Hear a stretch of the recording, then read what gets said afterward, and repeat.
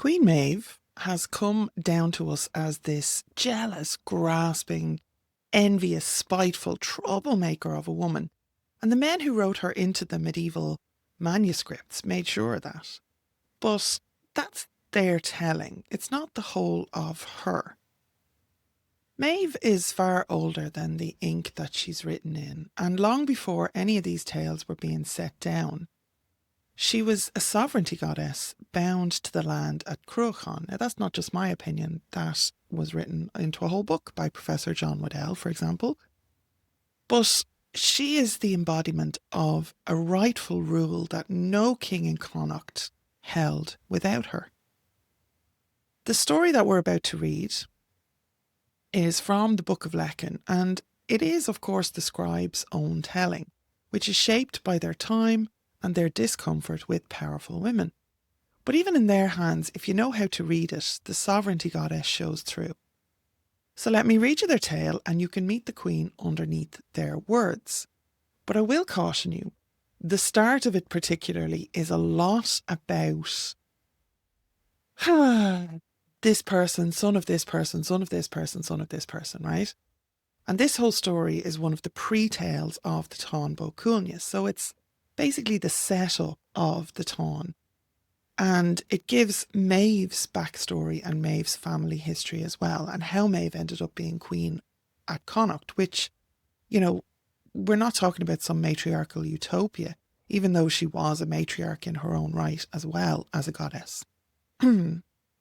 Bear with me for the names, and I will stumble over some of the pronunciations because they are in Old Irish and I only read Modern Irish. We'll give it a go anyway. A tale from early Irish tradition, which is Maeve's Men or the Battle of the Boyne. And again, the manuscript source is the Book of Lecan. And it begins with a king taking kingship over Ireland once on a time, i.e. Uchi Féileach, the son of Finn, the son of Rogan Rua, the son of Esamon Emnav, of the steed of Rifad Scott from the tower of Nimrod. For it is of the race of Rifad Scott was every invasion which seized Ireland, except Keser only. It is therefore he was called Uchi Féileach, because he was féil to all, i.e. righteous towards all was that king. Now, no more than, this is breaking the reading, no more than when we are reading certain stories about the landscape, we get the lore of the place names. In stories like this, we also get the lore of people's names and their epithets. So this king had 4 sons, namely the 3 Vindamniad, and this comes from Emin, meaning a thing which is not divided, and they were born of one birth. So Bress, Nar and Lothar were their names. These are triplets we're talking about. It is they who made Luchad of the 3 red stripes with their own sister. So this is obviously still not a good thing, even in these days, to be with your own sister. And her son of their union was born with 3 vibrant red stripes across his body because he effectively had 3 fathers who were these triplets. With their own sister the night before giving the battle of Druchriad to their father.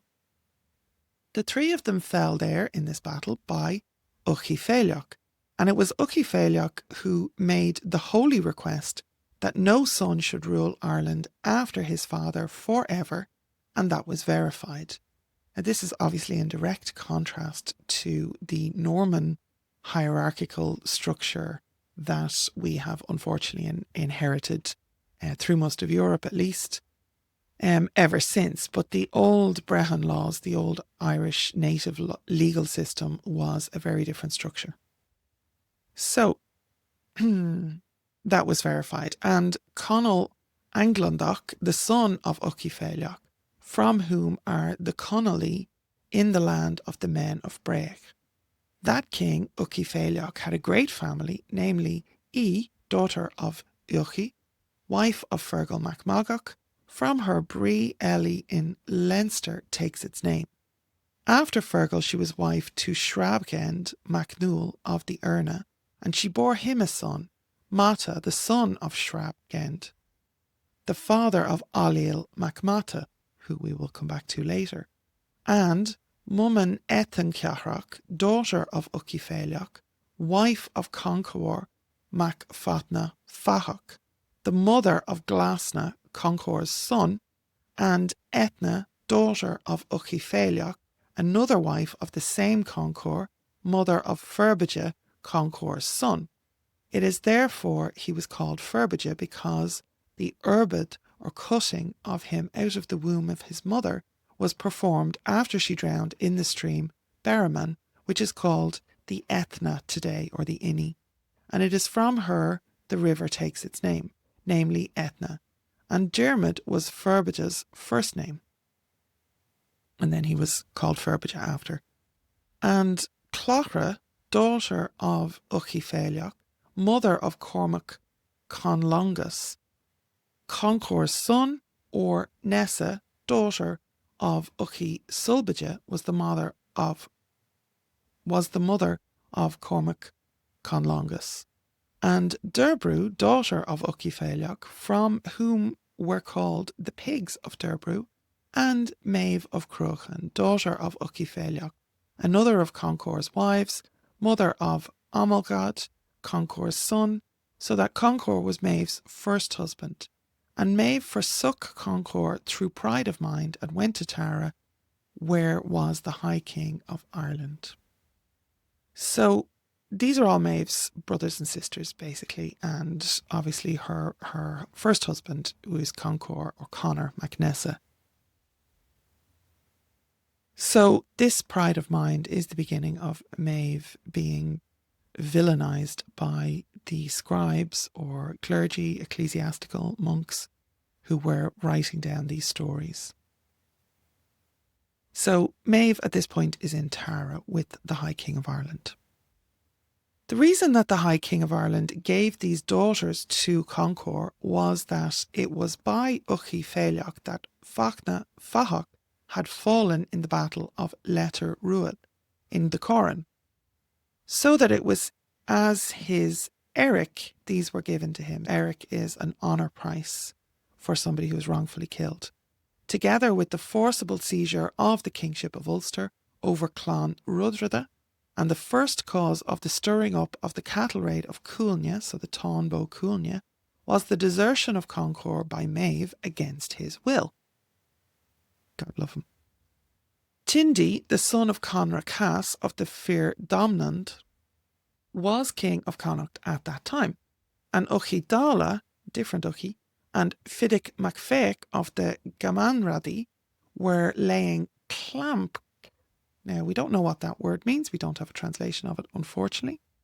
We're laying clamp, some kind of claim probably, to the kingship.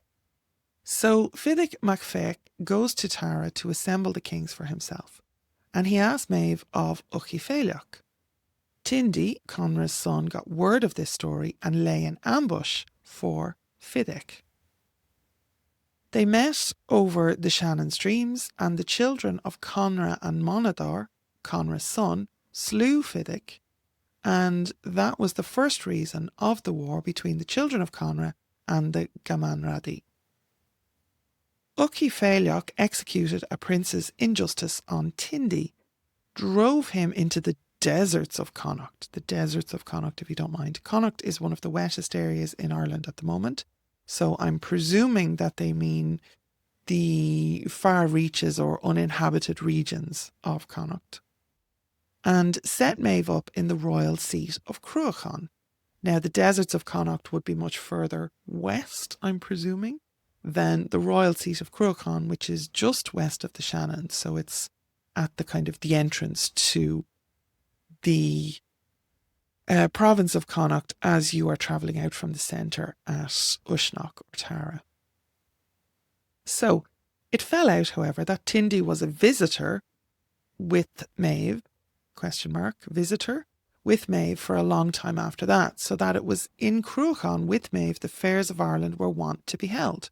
And the sons of the kings of Ireland used to be in Cruachan with Maeve at that time to see if they might exchange war with the province of Conchor. So even before the Bulls or the Táin Bó Cúailnge, Maeve is holding court, literally, in Connacht, which the fairs being held now, the story talks about the fairs at Tara as well.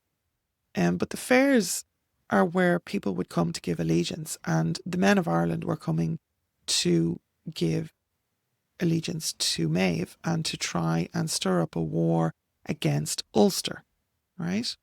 So amongst these came Shravgend MacNewell of the Erna and his son Mata Mac Shravgend to Maeve to see if they could make war on Conchobar for all the ill feeling that was between them. Now, over to Tara. The festival of Tara was held by Uchi Féileach, with the provinces of Ireland about him, all except Maeve and Tindy. The men of Ireland bade Uchi bring Maeve to the gathering. So Uchi sent Sherblua, his female messenger, and I do believe that is important. Maeve, again, is holding a matriarchal position over in Connacht at this point. So he sent his female messenger to Cruachan for Maeve. So Maeve goes on the morrow to Tara, and the fair races were run by them for a fortnight and a month. Thereafter the men of Ireland disperse. Conchobar stayed after the others in the fair, watching Maeve like a creep, and as Maeve happened to go to the Boyne to bathe, Conchobar met her there, overcame her, and he violated her. Tale as old as time. When that tale was told in Tara, the kings of Ireland rose forth from Tara, and Tindy Macunroch and Uchidala with them. Now, another version says that Uchidala had fallen by Tindy before that in a dispute about the kingship, but that is not true. And it's in little bits like this that you really see that these were much older oral tales, pre-writing, pre-physical recording of the stories. They were being told, not written down. And there were many versions of them. And sometimes you'd get different versions, either by different stories or even in different manuscripts where different versions had been written down back through the ages and then copied on. So, the banners of the King of Ireland were raised to attack the King of Ulster. And Tindy, the son of Conra, challenged Conchobar to fight. Conchobar accepted that, and Monadar Mór, son of Conra and brother of Tindy, who happened to be with Conchobar at that time, was asked to check Tindy. He said that he would do so, and they had a champions fight. Very civilised. Tindy fell in the conflict, and everyone said, "Good is the deed." And the Druid said, "Mac Cecht shall be his name forever." Hence, Mac Cecht adhered to him. So, Conchobar won the battle on the Boyne over Uchi Féileach. MacNewell and his son fell there, sustaining the battle. Uchidala took up the yoke of battle across Meath, over the green-streamed Shannon, and brought Maeve and Connacht safe with him through dint of fighting, so that he was not dared from the Boyne to the Shannon. Nobody challenged him. The Fir Domnand and the Dal Nrichni and the Fir Chrabby, from whom sprang Uchidala, came to Cruachan after the slaying of Tindy, the son of Conra Cos. For though they were 3 tribes through division, they were 1 tribe by origin, namely the children of Genand, the son of Deal, the son of Loch, and they were Firbolg by race. The council they decided on was to appoint Uchidala to the kingship of Connacht with the consent of Maeve. And again, this is where you start to see echoes and hints, particularly of the sovereignty goddess who was Maeve.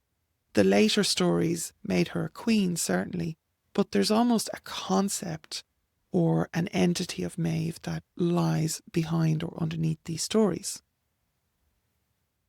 So Maeve consents to that on condition that he should marry her and that he should have neither jealousy, fear, nor niggardliness, which is meanness basically, for it was gesh. Gesh is taboo, it's prohibition, but it's sacred. It was gesh for her to marry a man who should have these 3 qualities. This is not just Maeve wanting to be a wanton woman or a loose woman because her husbands needed to have no jealousy, no fear, no meanness. This is actually because it's a sacred prohibition for her to marry anybody with these qualities, because king needed to not have these things. A king could not be mean-spirited. A king could not be fearful. A king could not be jealous or, self-focused or self-centered. So these are all hints as to Maeve's true nature as we work through these tales. So Uchidala was crowned through this and was a while in Cruachan as Maeve's husband. Now, at that time, Ailill, the son of Mata, so Ailill mac Mata, the son of Shrabgend of the Urna. So we heard earlier about Mata, who was the son of this Shrabgend, and then Ailill is his son again. He came to Cruachan, and Ailill was then a young child, and the remnant of Shrabgend's children were along with him that they might be reared by Maeve, because of Maeve's relationship to him, i.e. El, the daughter of Uchefeiliach, was his grandmother. This is where it all gets a bit weird, folks. So Ailill is reared in Cruachan after that until he was a great-spirited warrior in battles and in conflicts, and a battle-sustaining tower against Conchobar, defending the province of Maeve, so that it was he who was the chief of Maeve's household afterwards, and Maeve loved him for his virtues, and he was united to her, and became her lover in place of Uchidala. Now, being raised by Maeve in this household is not how it might seem. It wasn't 2 parents and 2.4 children or whatever. This was a massive royal household, so Maeve wasn't his mother. She was basically his queen over him as he was growing up. But it's also still a bit, let's just call it what it is, But again, we're looking at it through modern eyes as well. At least when we're looking back on somebody being violated, the men of Ireland knew that this was wrong. So he became her lover in place of Uchidala. Uchidala grew jealous because of this, and all the Fir Domnand shared in his jealousy through affection for him, and so that they thought to banish Ailill and all the Urna who were with him out of Connacht. But Maeve did not permit the doing of that deed, for she loved Ailill better than Uchi. So when Uchi saw Maeve's partiality, he challenged Ailill to fight for the kingdom and his wife. They fought a fierce fight, and Uchidala fell in that conflict by Ailill mac Mata through the wiles of Maeve. Now that is, wiles there is a disputed translation, so it could be the skills of Maeve, it could be the support of Maeve, but we don't have a word for it and it's being classed as wiles. So Ailill assumed the kingship of Connacht thereafter with the consent of Maeve, and it was he who was the king of Connacht at the time of the crowning of Conor the Great and the beginning of the cattle raid against the Ultonians. It was to that Ailill that Maeve bore the Mains, and Main was not their first name, but thus Féileamid, i.e. Main Athramal, and Carpri, Main Mathramal, and Uchi, Main Ando, and Fergus, Main Tai, and Kieth, Main Morgor, and Sheen, Main Milskahuk, and Dara, Main Mopert. Why were they called the Mains? Not difficult. Of a day that Maeve was at the gathering of Cluhamnoch and happened to be preparing for the battle of Fincora against Conchobar, she said to her druid, "By whom of my children shall Conchobar fall?" quoth she. "Thou hast not borne them yet unless they be rechristened," quoth the druid. "Anyhow, it is by Main he shall fall." And it is for that reason she called each of her sons Main, in the hope that Conchobar might fall by him, and these nicknames superseded their real names. Maeve thought that it was Conchobar, the son of Fachna Fahok, whom the druid meant. It was not he, however, but Conchobar, the son of Arthur, the son of Brige, the son of Dungal, the son of the king of Scotland from across the water. He it was who fell there by Main Andai, the son of Ailill and Maeve. Now, there you go. That is the story of Maeve's men, or the Battle of the Boyne, the original Battle of the Boyne. This is Joseph O'Neill's translation, which first appeared under the title Cochbuinge, or the Battle of the Boyne, in the journal Eru 173 to Eru Volume 2, pages 173 to 185, and full credit and copyright still lies with Eru.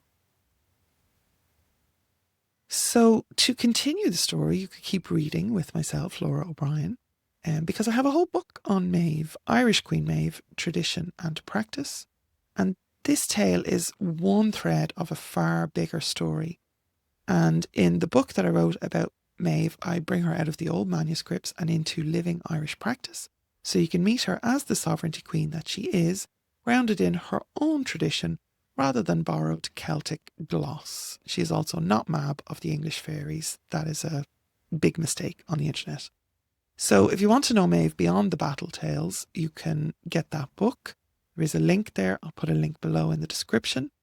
Or you can get the PDF, so you can go back through all the names and everything. And you can click that link directly and you will go to get the book. Unfortunately, it's only available on the Evil Empire at the moment.